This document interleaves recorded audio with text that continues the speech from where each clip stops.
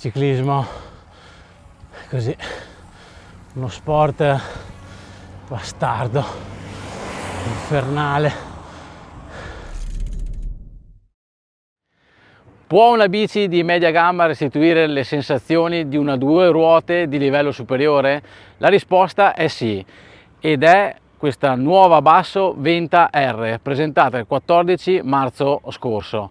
Mettiamo subito le cose in chiaro, non si tratta di una bici da World Tour, ma di sicuro il marchio fondato nel 1977 dal Alcide Basso ha fatto il botto, presentando una bici che fa della visione d'insieme il suo punto di forza. Non c'è quindi una caratteristica che spicca su tutte le altre, ma dal telaio ai componenti proprietari fino alle geometrie, senza dimenticare la trasmissione, c'è da dire che tutti questi elementi contribuiscono insieme ad una sinergia vincente. Andiamo subito nei dettagli. Basso ha proposto la nuova Venta partendo dai progetti precedenti, ma ottimizzando tutte le tubazioni del telaio in fibra di carbonio Toreica T700, donando delle forme e dei profili a coda tronca di Shape. Una conformazione che emerge in particolare se andiamo a vedere il nodo di sella e il nodo di sterzo, senza dimenticare il tubo obliquo che replica questo profilo a goccia. Il modulo del telaio è intermedio, non è né troppo aggressivo né troppo debole, se vogliamo metterlo così. La resistenza meccanica e torsionale è discreta, il modulo elastico è medio-alto e questo gioca a favore del comfort durante le lunghe pedalate e quando si passa tanto tempo in sella. Le taglie telaio sono in tutto 7, io sono alto 167 cm e sto utilizzando una Venta R in taglia 48. Come potremmo definirla questa bicicletta? Una bici sicuramente polivalente, una all-round, perché i passaggi ruota consentono l'alloggiamento di coperture con sezione massima pari a 35 mm.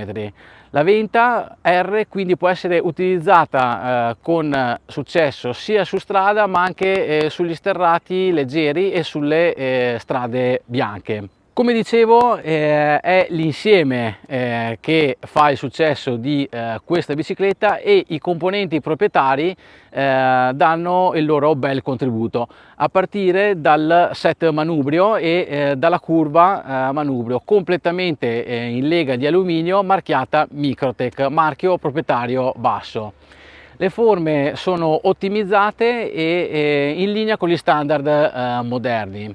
In particolare in presa alta la barra presenta un leggero outsweep, una inclinazione posteriore, senza dimenticare l'angolo esterno, il flare del manubrio.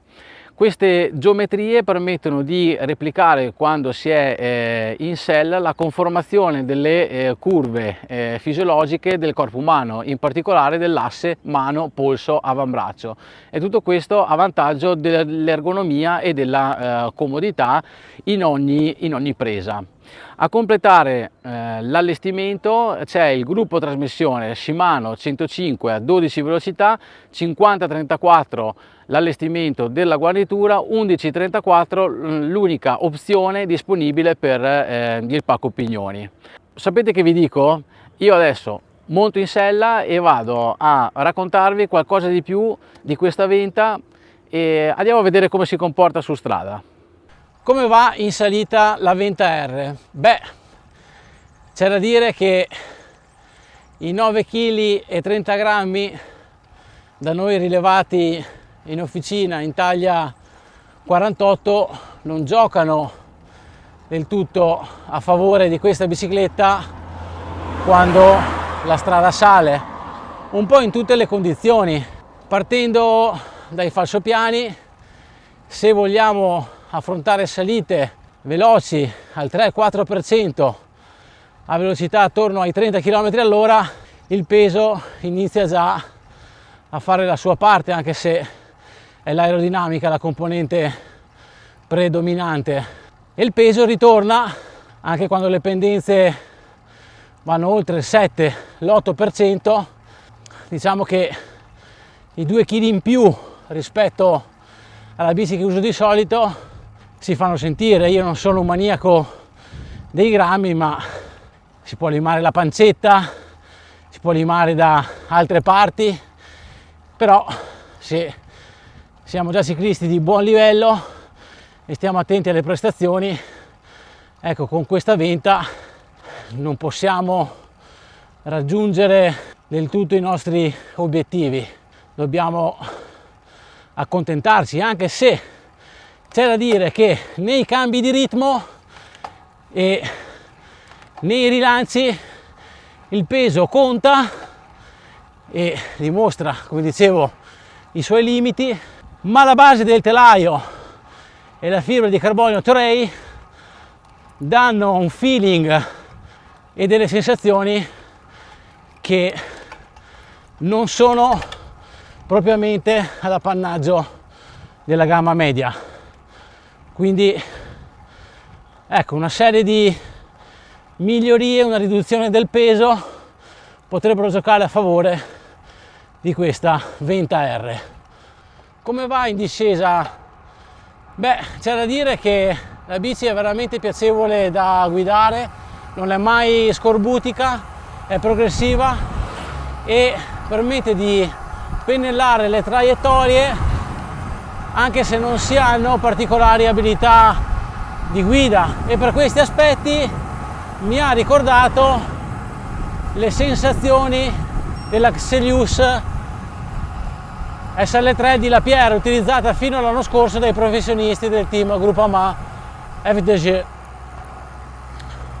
Quindi una bici di gamma superiore.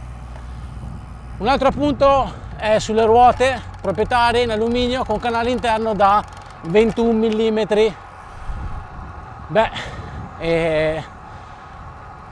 Il sistema ruota con camera d'aria non gioca a favore della comodità e vengono trasmesse delle vibrazioni, in particolare sulla sella e sullo sterzo, che potrebbero non essere piacevoli e particolarmente gradite da tutti coloro che cercano una sensazione più lineare, meno nervosa sul manubrio.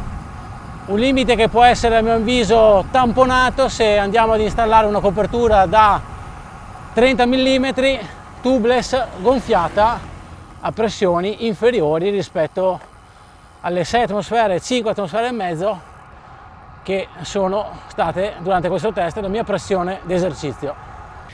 In pianura la bici è godereccia, replica le sensazioni provate in discesa, in particolare quando si deve impostare una traiettoria e nella fuoriuscita delle curve. Le ruote in alluminio anche su questo terreno hanno qualche limite, in particolare quando si affrontano tratti caratterizzati da asfalto a grana grossa, ciottolato o sanpietrini. La ruota in alluminio è particolarmente sorda, quindi tende a trasmettere sia sulla sella che sul nodo di sterzo più vibrazioni rispetto ad una ruota di gamma superiore in fibra di carbonio, allestita magari con una copertura tubeless da 28 o da 30 mm. Tutto sommato comunque si tratta di una bici molto interessante, perché il prezzo è al di sotto della barriera dei 3.000 euro, 2.849 euro per la precisione, il listino basso. Questa venta a chi la consigliamo? Beh, innanzitutto agli appassionati che vogliono godersi ogni singola pedalata, sono attenti alla prestazione ma fino ad un certo punto. La bici pesucchia, ripeto 9 kg e 30 grammi, il peso in taglia 48 misurato in officina, e quindi non è leggerissima, ma tutto sommato è l'insieme che rende interessante questa basso, che può essere migliorata con degli aggiornamenti a basso costo, in particolare sul sistema ruota. Questa Venta R sarà protagonista di un ulteriore contenuto, la proveremo con le ruote Miche Cleos da 36 con cerchio in fibra di carbonio, e andremo a raccontarvi come cambia la bici, il suo peso e le sensazioni. Quindi mi raccomando, se questo video vi è piaciuto mettete like, seguiteci e andate a leggere il test nel link qui sotto su bicilastrada.it. Ciao a tutti!